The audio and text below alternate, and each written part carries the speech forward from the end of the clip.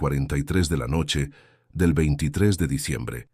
Era un mensaje de mi hijo Sebastián que decía exactamente esto. No nos esperes en Navidad. Vamos con los suegros. Ellos sí importan. Así, con esas mismas palabras crueles. Mientras yo leía esas líneas una y otra vez, tratando de entender cómo mi propio hijo podía escribirme algo tan despiadado, no sabía que en menos de 24 horas él iba a estar tocando mi puerta llorando como un niño, pidiendo perdón por algo que ya no tenía vuelta atrás. Mi nombre es Claudio Morales, tengo 66 años, y esta es la historia de cómo un mensaje de WhatsApp destruyó a mi familia, pero también me dio la libertad que llevaba años buscando sin saberlo. Imagínate la escena completa. Es casi medianoche del 23 de diciembre. Faltan menos de 24 horas para Nochebuena, y yo estoy en mi cocina terminando los últimos preparativos para la cena familiar que organizamos en mi casa desde hace 12 años consecutivos. 12 años donde mi mesa ha sido el centro de reunión de toda la familia extendida, donde mis 8 nietos han corrido por estos mismos pasillos esperando la llegada del Papá Noel, donde hemos brindado juntos por un año más de vida y salud.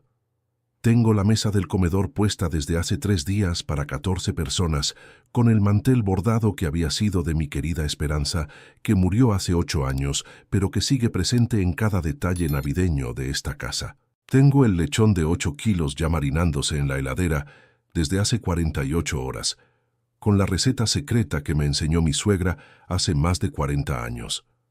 Tengo las empanadas de carne cortada a cuchillo, ya horneadas y guardadas. 120 empanadas que hice con mis propias manos durante toda la semana, trabajando de a 20 por día para que llegaran perfectas a la mesa. Tengo los regalos envueltos bajo el arbolito que armé la semana pasada, con decoraciones que he ido coleccionando durante décadas. Cada adorno con su historia, cada luz con su recuerdo de navidades pasadas donde esta casa era el corazón palpitante de una familia unida y feliz.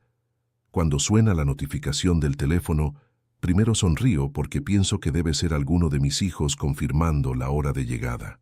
Durante las últimas 3 semanas, habíamos estado coordinando todo por el grupo familiar de WhatsApp que se llama Familia Morales Unidos, organizando quién traía qué postre, quién iba a ayudar con la cocina desde temprano, quién se iba a quedar hasta tarde para lavar los platos y guardar todo. Habíamos planificado cada detalle minuciosamente. Los horarios de llegada, las actividades para los chicos, la distribución de tareas, hasta habíamos organizado un intercambio de regalos secretos entre los adultos. Todo parecía perfecto, todo estaba saliendo como siempre, como cada año desde que esta tradición familiar comenzó cuando mis hijos eran jóvenes y recién empezaban a formar sus propias familias.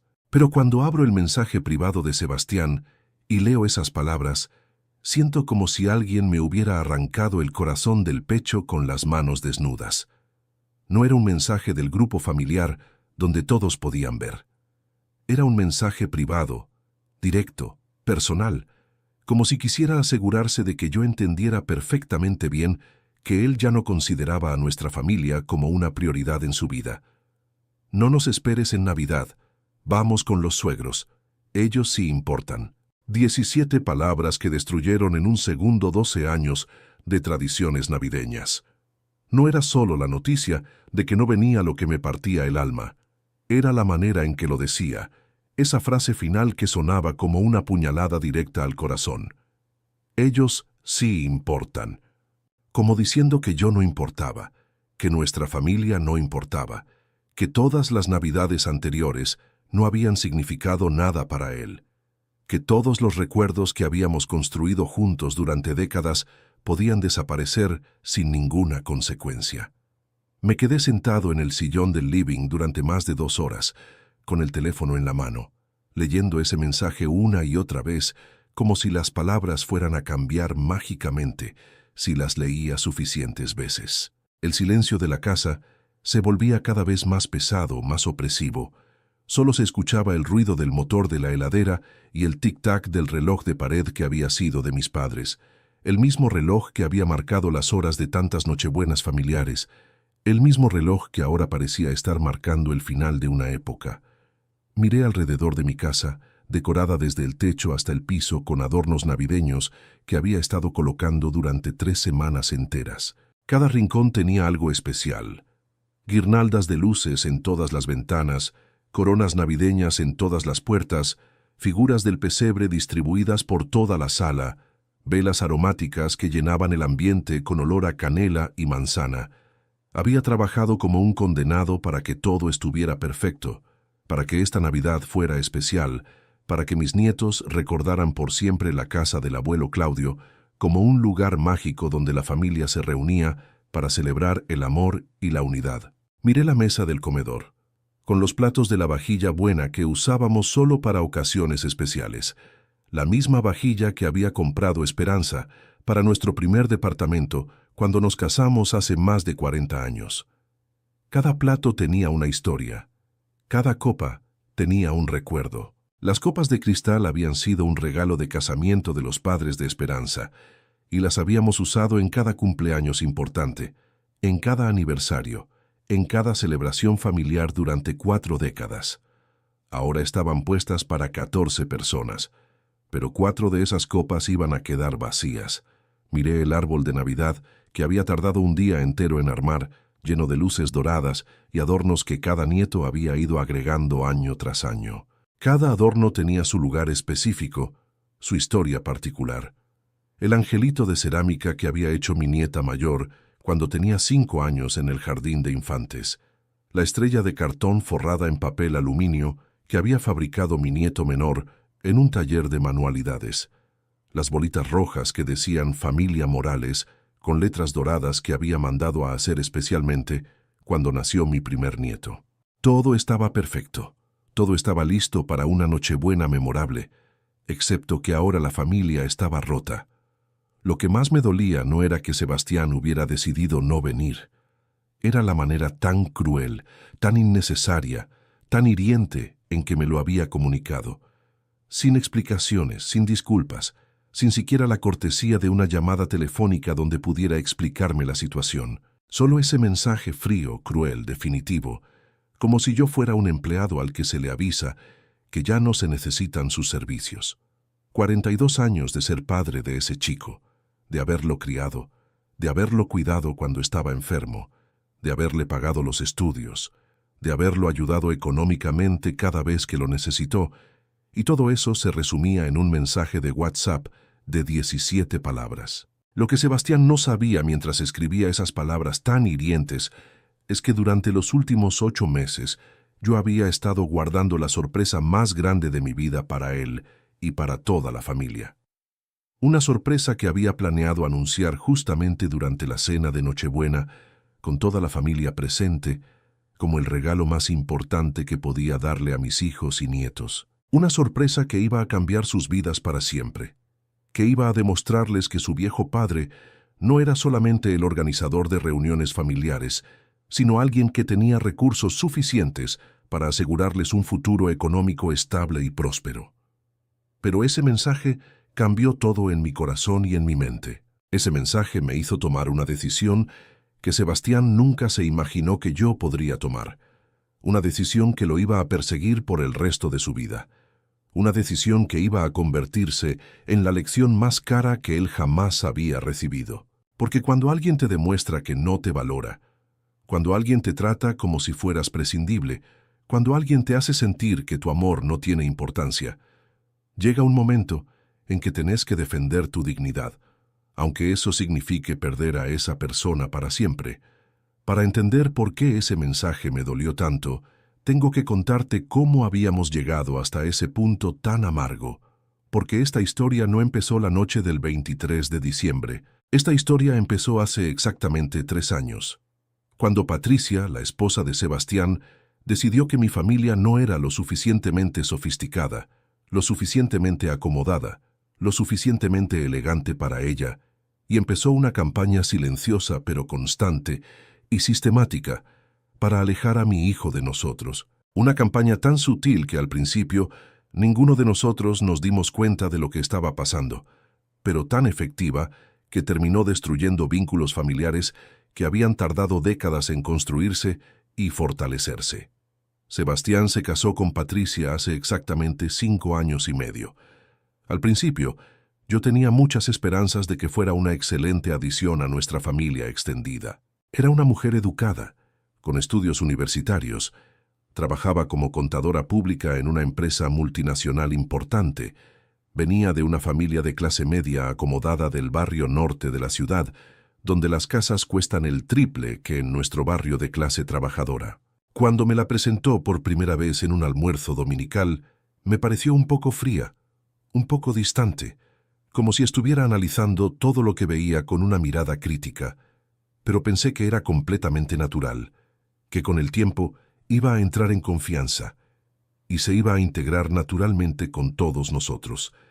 Qué tremendamente equivocado estaba en mis expectativas.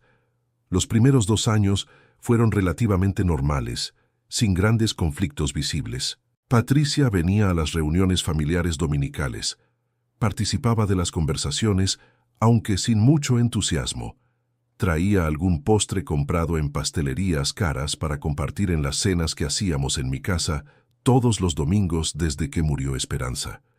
No era la nuera más cariñosa del mundo, no era de las que te abrazan fuerte y te preguntan cómo andas del corazón, pero era correcta, educada, respetuosa dentro de los parámetros básicos de convivencia familiar. Los chicos nacieron durante esos primeros años, y ella los traía sin mayores problemas a que los conocieran los tíos, los primos, que estuvieran en contacto regular con toda la familia extendida.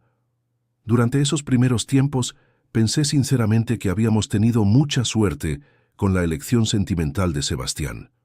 Patricia parecía una mujer seria, responsable, trabajadora, con objetivos claros en la vida. No era la más sociable del grupo familiar, pero tampoco era problemática. Los domingos se sentaba en la mesa, escuchaba las conversaciones, contestaba cuando le hacían preguntas directas, jugaba ocasionalmente con los chicos cuando ellos se lo pedían. Nada espectacular, pero nada preocupante tampoco. Una persona normal, tratando de adaptarse a una familia que tenía sus propias costumbres y dinámicas establecidas desde hacía décadas.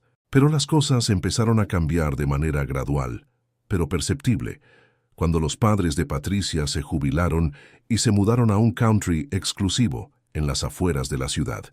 Un country que se llama Las Alamedas, donde las casas cuestan más de $200,000, donde hay cancha de golf de 18 hoyos, donde hay 3 piscinas diferentes, donde hay un clubhouse con restaurant gourmet, donde los vecinos son todos médicos, abogados, empresarios, gente con mucho dinero y estatus social alto.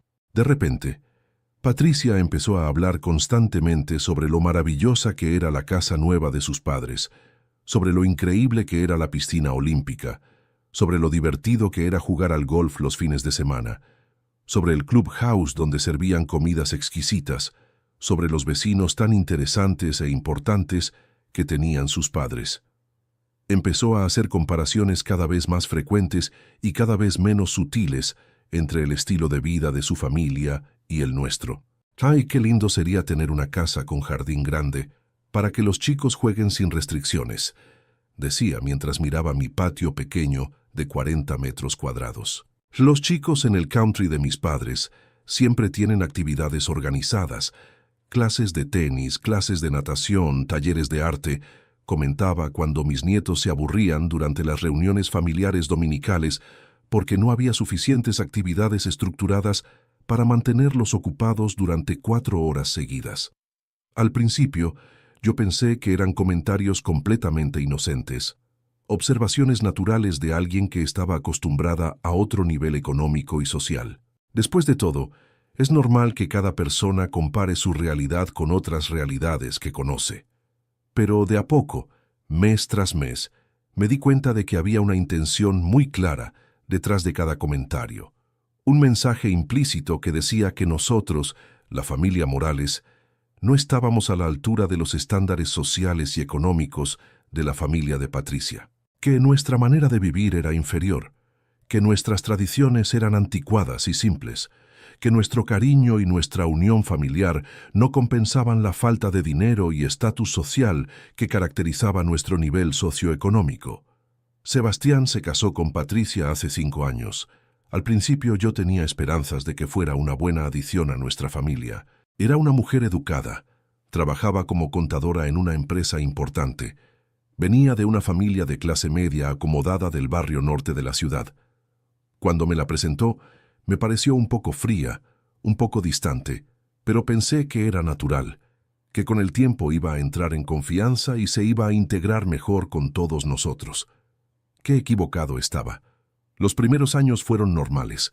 Patricia venía a las reuniones familiares, participaba de las conversaciones, traía platos para compartir en las cenas dominicales que hacíamos en mi casa. No era la nuera más cariñosa del mundo, no era de las que te abrazan y te preguntan cómo estás, pero era correcta, educada, respetuosa.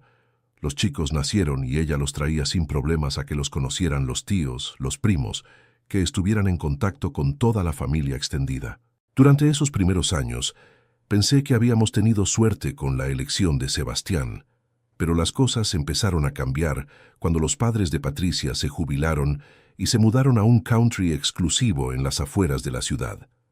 De repente, Patricia empezó a hablar constantemente sobre lo linda que era la casa nueva de sus padres, sobre la piscina, sobre la cancha de golf, sobre el clubhouse, sobre los vecinos importantes que tenían. Empezó a hacer comparaciones sutiles entre el estilo de vida de su familia y el nuestro. «Ay, qué lindo sería tener una casa con jardín grande para que los chicos jueguen», decía mirando mi patio pequeño. «Los chicos de mis padres siempre tienen actividades organizadas en el country», comentaba cuando mis nietos se aburrían durante las reuniones familiares. Al principio, yo pensé que eran comentarios inocentes, observaciones normales de alguien que estaba acostumbrada a otro nivel económico.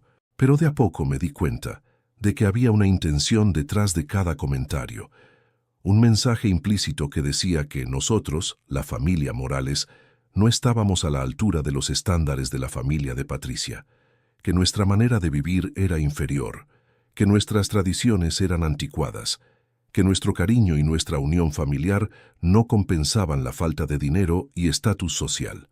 Sebastián, que siempre había sido el hijo más familiar de todos, empezó a cambiar gradualmente. Antes llamaba por teléfono 2 o 3 veces por semana, solo para charlar, para contarme cómo estaba, para preguntarme si necesitaba algo.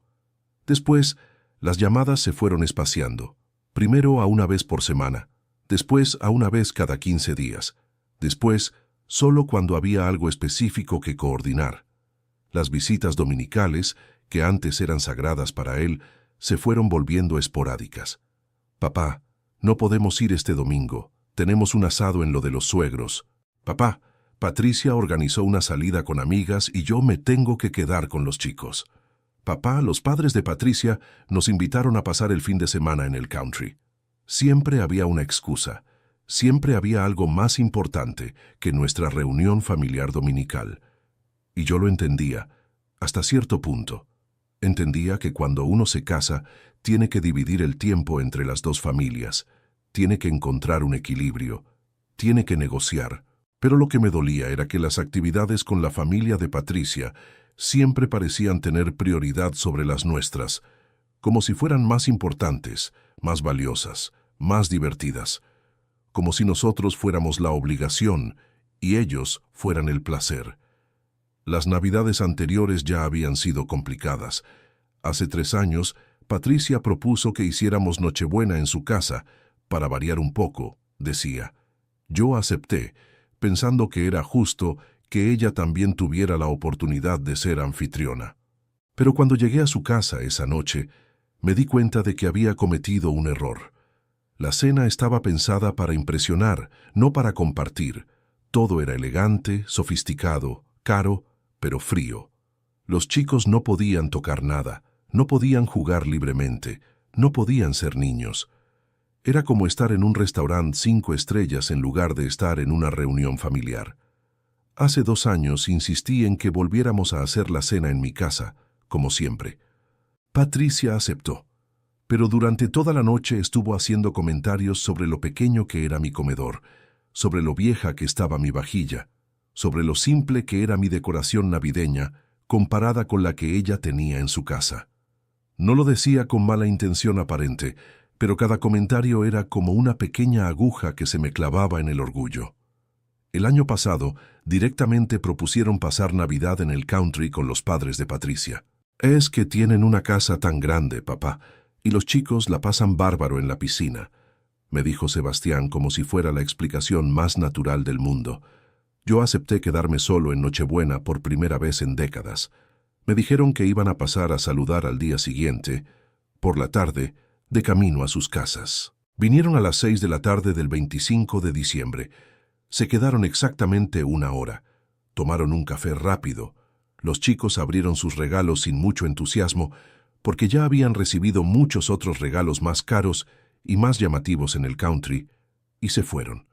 Fue la Navidad más triste de mi vida desde que murió Esperanza.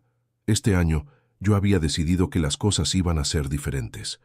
Durante todo diciembre, había estado preparando la Nochebuena más especial de nuestras vidas. No solo por la comida, no solo por los regalos, sino porque tenía una sorpresa que había estado guardando durante meses. Una sorpresa que iba a demostrarles a todos, especialmente a Patricia, que este viejo al que ella veía con condescendencia no era tan insignificante como ella creía. Una sorpresa que iba a cambiar la vida de mis hijos y mis nietos de maneras que ninguno de ellos podía imaginar. Hace 8 meses, después de años de juntar cada peso extra que podía ahorrar, después de vender algunos muebles antiguos que tenían valor, después de hacer algunos trabajos de carpintería durante los fines de semana, logré reunir suficiente dinero para hacer una inversión que me recomendó un amigo que trabaja en el banco. Era una oportunidad única, me dijo, una inversión en un emprendimiento inmobiliario que estaba siendo respaldado por el gobierno provincial. Si salía bien, en 6 meses podía multiplicar mi dinero por 10. Si salía mal, perdía todo. Pero a mi edad, y con la pensión asegurada, valía la pena arriesgar por la posibilidad de dejarle algo importante a mis hijos. La inversión salió mejor de lo que cualquiera había esperado. El emprendimiento inmobiliario no solo fue un éxito, sino que terminó siendo uno de los desarrollos más rentables de la historia de la ciudad. En lugar de multiplicar mi dinero por 10, lo multipliqué por 20.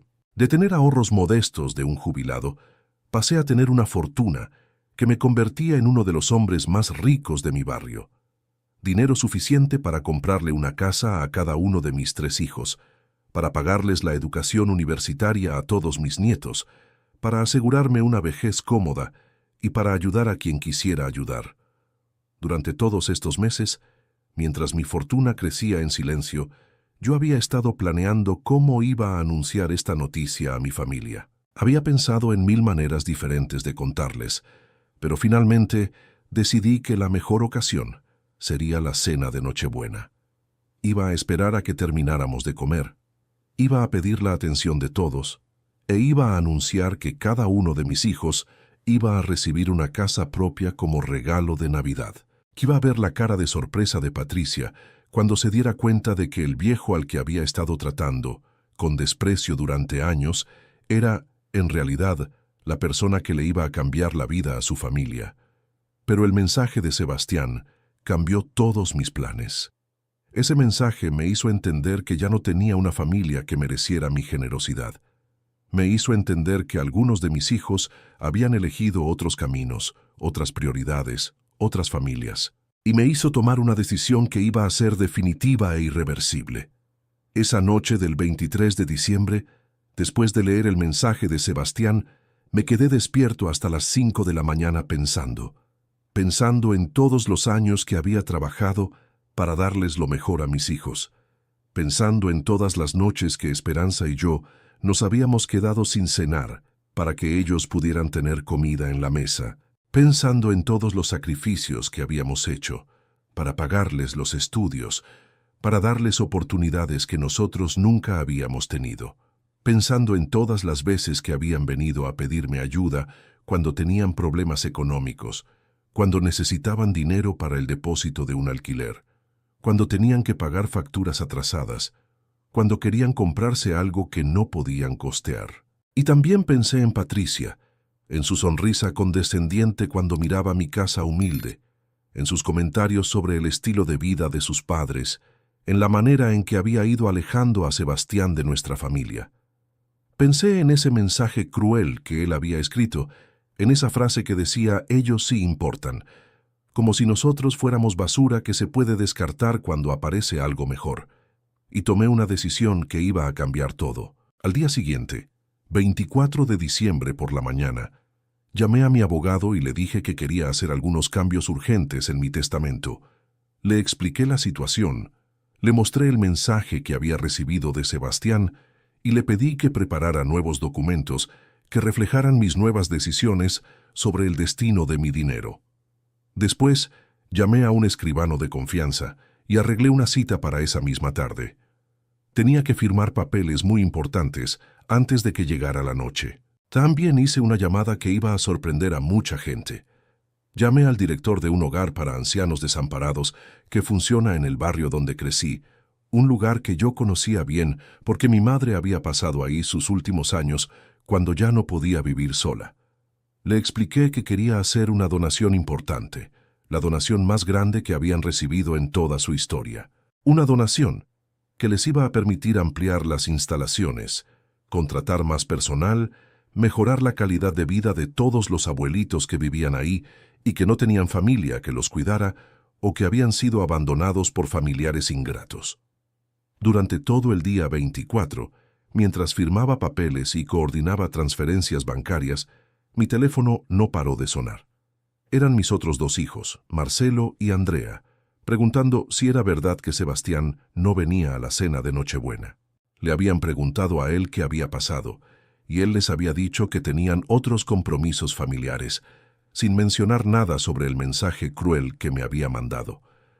Yo les dije a Marcelo y Andrea que sí, que era verdad, que Sebastián había decidido no venir, pero que nosotros íbamos a hacer la cena igual, con menos gente, pero con el mismo cariño. A las 7 de la tarde del 24 de diciembre, mi casa estaba llena de familia, pero no de toda la familia. Estaban Marcelo con su esposa Claudia y sus dos hijos adolescentes. Estaba Andrea con su marido Roberto y su bebé de 8 meses. Estaban mis hermanos, mis cuñados, algunos primos. 10 personas en lugar de las 14 que había planeado originalmente. La mesa se veía un poco vacía, pero el ambiente era cálido, alegre, familiar, como siempre había sido, como tenía que ser. Durante la cena, todos me preguntaron por Sebastián. «¿Dónde está tu hijo menor?», preguntaba mi hermana. «¿Cómo es que no vino?», preguntaba mi cuñado. Yo les contestaba con evasivas, diciéndoles que tenía otros compromisos, que iba a venir a saludar más tarde. No quería arruinar la cena contándoles la verdad sobre el mensaje que había recibido. Esa verdad la iban a conocer más tarde cuando fuera el momento apropiado. Después de la cena, cuando terminamos con el postre y el brindis, pedí la atención de todos. Les dije que tenía un anuncio importante que hacer, una sorpresa que había estado guardando durante meses. Vi las caras de expectativa, las sonrisas curiosas, los ojos brillantes de mis nietos que esperaban algún regalo especial. Y entonces les conté sobre mi inversión exitosa, sobre el dinero que había ganado, sobre la fortuna que ahora tenía guardada en el banco. La reacción fue de total incredulidad. Marcelo me preguntó si estaba bromeando. Andrea se puso a llorar de la emoción. Los chicos empezaron a gritar de alegría. Mi hermana me abrazó y me dijo que era el regalo de Navidad más increíble que había recibido en toda su vida. Durante los siguientes 20 minutos, la casa fue un caos de risas, abrazos, preguntas, felicitaciones. Todo el mundo quería saber más detalles, todo el mundo quería entender cómo había pasado esto, todo el mundo estaba emocionado por las posibilidades que se abrían para el futuro de la familia. Entonces llegué a la segunda parte de mi anuncio, la parte que nadie esperaba. Les dije que había decidido regalarle una casa a cada uno de mis hijos que habían estado presentes en esta Nochebuena. Una casa para Marcelo, una casa para Andrea y una donación millonaria para el hogar de ancianos en memoria de su abuela Esperanza. Les dije que al día siguiente íbamos a ir juntos a ver las propiedades que había preseleccionado, que cada uno iba a poder elegir la casa de sus sueños, que todos los trámites ya estaban iniciados. Y después llegó el silencio incómodo, Cuando todos se dieron cuenta de que yo había mencionado solo 2 hijos, cuando todos entendieron que Sebastián no estaba incluido en esta lista de beneficiarios. ¿Y Sebastián?, preguntó mi hermana con voz tímida. ¿Él también va a recibir una casa? Entonces saqué mi teléfono, busqué el mensaje que había recibido la noche anterior y se lo mostré a toda la familia. No nos esperes en Navidad, vamos con los suegros, ellos sí importan. Todo el mundo leyó el mensaje en silencio. Todo el mundo entendió inmediatamente por qué Sebastián no estaba incluido en mi regalo navideño. Mi hermana se tapó la boca con las manos, horrorizada. Marcelo negó con la cabeza, incrédulo. Andrea empezó a llorar otra vez, pero esta vez de tristeza. Nadie podía creer que mi propio hijo hubiera escrito algo tan cruel, tan hiriente, tan innecesario. Les expliqué que durante toda la tarde había estado esperando que Sebastián se comunicara para disculparse, para explicar su mensaje, para tratar de arreglar las cosas, pero no había recibido ni una llamada, ni un mensaje, ni una señal de arrepentimiento. Él había tomado su decisión y yo había tomado la mía. El dinero que estaba destinado para su casa iba a ir al hogar de ancianos, para ayudar a viejos que sí sabían valorar el cariño de la gente que los quiere. La Nochebuena terminó en un ambiente agridulce. Por un lado, había una alegría inmensa por las casas que Marcelo y Andrea iban a recibir. Por otro lado, había una tristeza profunda por la ausencia de Sebastián y por la manera tan fea en que se había alejado de la familia. Cuando todos se fueron cerca de la medianoche, yo me quedé solo en mi casa, recogiendo los platos, guardando los adornos, apagando las luces del árbol de Navidad. Por primera vez en años, me sentí en paz con mis decisiones. Al día siguiente, 25 de diciembre por la mañana, mientras tomaba café tranquilo en mi patio, escuché que alguien tocaba el timbre de manera insistente, desesperada. Eran las 9 de la mañana, muy temprano para visitas navideñas.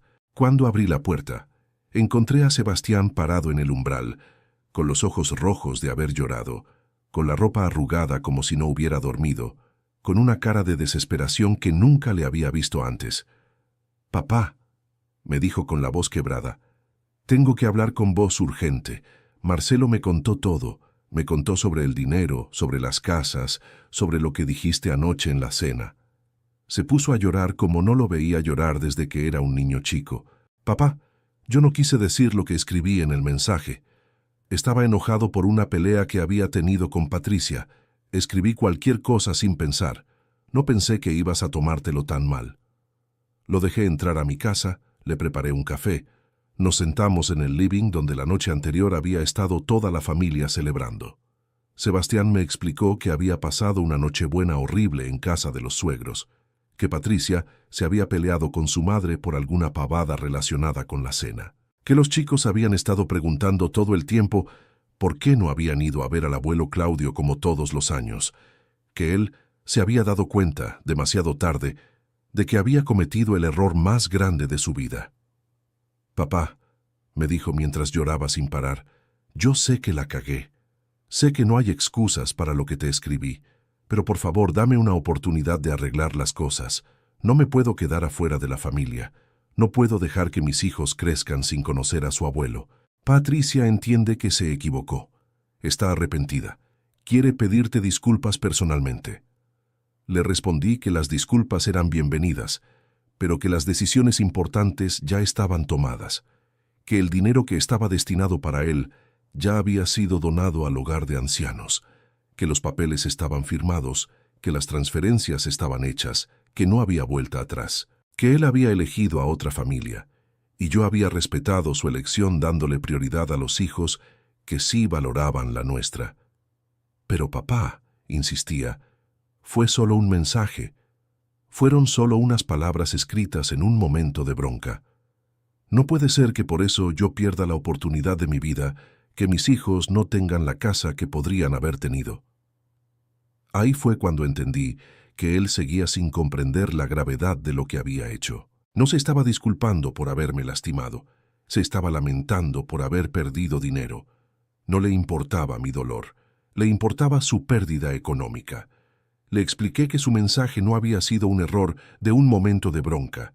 Había sido la culminación de 2 años de alejamiento progresivo, de faltas de respeto acumuladas, de decisiones que demostraban que él ya no consideraba a nuestra familia como una prioridad en su vida.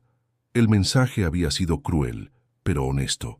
Había expresado lo que él realmente sentía, lo que Patricia le había enseñado a sentir sobre nosotros. Sebastián se quedó en mi casa toda la mañana, tratando de convencerme de que cambiara de opinión. Lloraba, me suplicaba, me prometía que las cosas iban a ser diferentes, que él iba a volver a ser el hijo de antes. Pero yo sabía que no había vuelta atrás. Cuando alguien te muestra quién es realmente, tenés que creerle. Y Sebastián me había mostrado muy claramente que yo no era una prioridad en su vida, que nuestra familia no era importante para él, que él ya había elegido otro camino. Alrededor del mediodía llegaron Patricia y los chicos. Patricia entró a mi casa con una humildad que nunca le había visto antes. Se disculpó por haber influenciado a Sebastián. Reconoció que se había equivocado al tratar de alejarlo de su familia. Los chicos me abrazaron, me dijeron que me habían extrañado durante la Nochebuena. Me preguntaron por qué no habían venido a verme como todos los años. Era una escena desgarradora, pero yo sabía que tenía que mantenerme firme en mi decisión. Les expliqué a todos, incluyendo a los chicos, que las decisiones sobre el dinero ya estaban tomadas y no había manera de cambiarlas, que Marcelo y Andrea iban a recibir sus casas porque ellos habían demostrado que la familia era importante para ellos, que el dinero restante iba a ir al hogar de ancianos porque yo prefería ayudar a viejos abandonados que darle plata a familiares que no valoraban lo que tenían, que ellos siempre iban a ser bienvenidos en mi casa, pero que las consecuencias económicas de sus decisiones eran irreversibles. Patricia se puso a llorar, Sebastián se puso a gritar, los chicos se pusieron a hacer preguntas que no entendían. Fue una tarde terrible, llena de tensión, de reproches, de lamentos. Pero también fue una tarde liberadora, porque por primera vez en años yo había puesto límites claros, había defendido mi dignidad, había demostrado que el respeto no es opcional en una relación familiar. Han pasado 6 meses desde esa Navidad tan particular que cambió todo en mi familia. Marcelo y Andrea ya se mudaron a sus casas nuevas, casas hermosas en barrios tranquilos y seguros, con jardines amplios donde mis nietos pueden jugar sin limitaciones, con cuartos suficientes para que cada chico tenga su espacio personal y privado. Están completamente felices, profundamente agradecidos, y vienen a visitarme todas las semanas sin falta, no por obligación sino por cariño genuino. Andrea viene los miércoles por la tarde con el bebé y tomamos café mientras el nene duerme en mi cuarto. Marcelo viene los sábados por la mañana con sus 2 hijos adolescentes y me ayudan con los arreglos de la casa y el mantenimiento del jardín. El hogar de ancianos Santa Esperanza inauguró el ala nueva que financié completamente con mi donación hace 3 meses, y ahora pueden recibir el doble de residentes que antes. Puse una placa de mármol negro en memoria de mi querida Esperanza en el jardín principal, y cada vez que voy a visitarlos, me siento profundamente orgulloso de haber tomado esa decisión. Los abuelos que viven ahí me reciben como si fuera un familiar querido, me cuentan sus historias, me agradecen por haberles dado una segunda oportunidad de vivir con dignidad. Hay un salón nuevo que lleva el nombre de Esperanza. Hay una biblioteca nueva. Hay un taller de carpintería donde yo voy una vez por semana a enseñarles a los abuelos que quieren aprender. Sebastián y Patricia también vienen a visitarme cada 15 días aproximadamente, pero las cosas entre nosotros nunca volvieron a ser iguales que antes. Hay una distancia emocional que no se puede cerrar con palabras, una herida en la confianza que no termina de sanar completamente. Ellos entienden perfectamente que perdieron la oportunidad única de sus vidas por culpa de su soberbia, su falta de respeto y su incapacidad de valorar lo que tenían frente a sus ojos. Los chicos Tomás y Sofía preguntan constantemente por qué sus primos Marcelo Jr. y Lucia tienen casas nuevas con jardines enormes y piscinas, y ellos siguen viviendo en el mismo departamento de siempre, y es muy difícil para Sebastián y Patricia explicarles que los errores de los padres a veces tienen consecuencias económicas que duran toda la vida. Durante estos meses, Patricia ha tratado de acercarse a mí de maneras que antes nunca había hecho. Me llama por teléfono para preguntarme cómo estoy. Me invita a almorzar en restaurantes caros pensando que eso me va a impresionar. Me trae regalos costosos en mi cumpleaños y en el Día del Padre. Pero yo sé que todo eso no es genuino. No es que ella haya descubierto repentinamente mi valor como persona, es que ella se dio cuenta de que cometió un error económico gigantesco al subestimarme, y ahora está tratando de remediar esa equivocación. Pero hay daños que no se pueden reparar con regalos ni con invitaciones a almorzar. Sebastián, por su parte, ha tratado de volver a la relación que teníamos antes, pero también sé que su motivación principal no es el amor filial, sino el arrepentimiento económico. Me llama más seguido que antes, pero siempre termina mencionando indirectamente el tema del dinero, preguntando si no hay alguna manera de revertir las donaciones, sugiriendo que tal vez podríamos encontrar algún mecanismo legal para modificar las decisiones que tomé. Lo que él no entiende es que esas decisiones no fueron solo sobre dinero, fueron sobre respeto, sobre dignidad, sobre valores familiares que no se pueden comprar ni vender. Un domingo hace 2 meses, durante una de sus visitas, Sebastián me trajo un álbum de fotos de cuando él era chico, pensando que eso me iba a ablandar el corazón y me iba a hacer cambiar de opinión sobre las donaciones. Pasamos una hora mirando fotos de cumpleaños, de vacaciones familiares, de reuniones navideñas de cuando él tenía 10, 12, 15 años. Era cierto que habíamos sido una familia muy unida. Era cierto que él había sido un hijo cariñoso, obediente, respetuoso durante toda su infancia y adolescencia. Pero esas fotos también me recordaron exactamente por qué su mensaje navideño me había dolido tanto. «Mira, papá», me dijo señalando una foto donde él aparecía abrazándome durante una Nochebuena cuando tenía 15 años. «Mira lo unidos que éramos. Mira lo felices que éramos en las fiestas familiares. ¿No te parece que podríamos volver a ser así?» Y yo le respondí con la verdad más dolorosa que un padre puede decirle a un hijo. «Sebastián, en esa foto vos tenías 15 años y yo tenía 45. Vos no tenías esposa que te dijera qué pensar sobre tu familia. Vos no tenías vergüenza de vivir en un barrio de clase trabajadora. Vos no creías que tus padres eran inferiores a otras familias.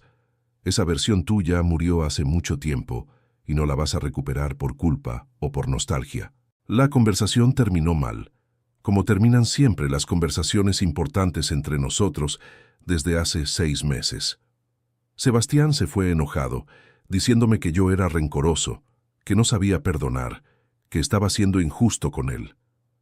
Patricia me mandó un mensaje esa misma noche diciéndome que yo estaba destruyendo a mi propia familia por orgullo, que mis nietos iban a sufrir las consecuencias de mis decisiones egoístas. Pero yo sé la verdad. Yo no destruí nada. Ellos destruyeron la familia cuando decidieron que yo no era lo suficientemente importante para pasar Navidad conmigo. La ironía de todo esto es que ahora que ellos saben que yo tengo dinero, ahora que entienden que perdieron una oportunidad económica enorme, quieren reconstruir la relación familiar. Pero cuando ellos creían que yo era solamente un jubilado con una pensión modesta, cuando pensaban que no tenía nada valioso que ofrecerles, no tenían problemas en tratarme como basura. Eso me enseñó algo muy importante sobre la naturaleza humana. Me enseñó que hay gente que te ama por quien sos, y hay gente que te ama por lo que tenés. Y una vez que descubrís en cuál de esas dos categorías está alguien, ya no podés volver a verlo con los mismos ojos. Yo no me arrepiento absolutamente nada de las decisiones que tomé durante esa Nochebuena. A los 66 años he aprendido que el dinero viene y va como las estaciones del año, pero la dignidad personal es lo único que realmente le pertenece a uno hasta el último día de vida. He aprendido que el amor verdadero, el amor genuino, no se puede comprar con regalos ni con herencias, pero que el respeto básico sí se puede exigir y se debe exigir. He aprendido que a veces hay que tomar decisiones tremendamente difíciles y dolorosas para enseñarle a la gente que nuestro cariño tiene valor real, que nuestra presencia en sus vidas Es un regalo que no se debe dar por sentado, no una obligación que tienen que soportar. Durante estos meses, también he reflexionado mucho sobre mi propio papel en la situación que vivimos. Me he preguntado si fui demasiado duro, si actué con crueldad innecesaria, si había otras maneras de manejar la situación que hubieran dado mejores resultados para todos. Pero cada vez que releo el mensaje que me mandó Sebastián esa noche del 23 de diciembre, cada vez que recuerdo el tono despectivo de esas palabras, cada vez que pienso en todas las humillaciones que había aguantado durante años para mantener la familia unida, llego a la misma conclusión. No había otra manera. A veces la única forma de defender tu dignidad es poner límites que duelen. He aprendido también que la pérdida de una relación familiar, por dolorosa que sea, a veces abre espacio para relaciones nuevas y mejores. Mi relación con Marcelo y Andrea se fortaleció enormemente después de esa Navidad. Ellos entendieron que lo que había pasado con Sebastián podría haberles pasado a ellos si hubieran tomado decisiones similares. Entendieron que mi amor no era incondicional, que mi paciencia tenía límites, que mi generosidad dependía del respeto que ellos me mostraran. Y paradójicamente, esa comprensión hizo que me trataran mejor, no peor. También he desarrollado relaciones muy profundas con los abuelos del hogar Santa Esperanza. Hay un señor que se llama Don Evaristo, que tiene 92 años y que fue abandonado por sus 5 hijos hace una década. Me cuenta historias de su juventud, me enseña a jugar al dominó, me aconseja sobre la vida con la sabiduría que dan 9 décadas de experiencia. Hay una señora que se llama Doña Carmen, que tiene 88 años y que me cocina empanadas que me recuerdan a las que hacía mi madre cuando yo era chico. Estas personas me han enseñado que la familia verdadera no siempre es la familia de sangre. Si estás escuchando esta historia y alguna vez sentiste que tu familia te da por sentado, que no valoran realmente lo que haces por ellos, que te tratan como si fueras un mueble más de la casa que está ahí para servir, pero que no tiene sentimientos, quiero que sepas algo muy importante. Nunca es demasiado tarde para defender tu dignidad personal. Nunca es demasiado tarde para poner límites claros y definitivos. El amor genuino no significa aguantar cualquier tipo de maltrato o falta de respeto. Y ser una buena persona no significa ser una alfombra emocional para que otros te pisen cuando les convenga. A veces hay que tomar decisiones que duelen en el momento, pero que son necesarias para enseñar lecciones importantes sobre el valor del respeto mutuo. A veces hay que estar dispuesto a perder relaciones tóxicas para hacer lugar a relaciones más sanas y auténticas. A veces hay que demostrar que nuestro amor tiene valor, que nuestra presencia en la vida de otros es un privilegio que se puede perder si no se cuida apropiadamente. Y si sos joven y tenés padres o abuelos que te aman incondicionalmente, que se sacrifican por tu bienestar, que te dan su tiempo y su energía y su cariño sin pedir nada a cambio, por favor recordá algo fundamental. Ellos no van a estar para siempre en tu vida. Cada Navidad podría ser la última que pasen juntos. Cada reunión familiar podría ser la final. Cada conversación telefónica podría ser la que no se repita. Valorá su presencia, respetá sus sentimientos, trátalos con el cariño y la consideración que realmente se merecen después de todo lo que han hecho por vos. Porque cuando se vayan definitivamente, cuando ya no estén más en este mundo, lo único que te va a quedar son los recuerdos de cómo los trataste. Y querés que esos recuerdos estén llenos de amor, de respeto, de momentos compartidos con alegría, no de arrepentimiento, de remordimiento, de oportunidades perdidas para demostrarles cuánto los querrás siempre. El tiempo no perdona, y las oportunidades de reparar el daño emocional que les causaste a las personas que te aman no siempre van a estar disponibles. Cuéntame vos, ¿qué harías si tu propio hijo te escribiera un mensaje tan cruel como el que me escribió Sebastián? ¿Perdonarías inmediatamente sin ningún tipo de consecuencias o pondrías límites firmes como hice yo? ¿Crees que actué con justicia o con demasiada dureza? Y contame también desde qué ciudad me estás escuchando, porque quiero saber que esta historia llegó a gente que entiende que el respeto familiar no es negociable bajo ninguna circunstancia. que la dignidad personal no tiene precio económico que la pueda comprar, y que a veces hay que tomar decisiones tremendamente dolorosas para enseñar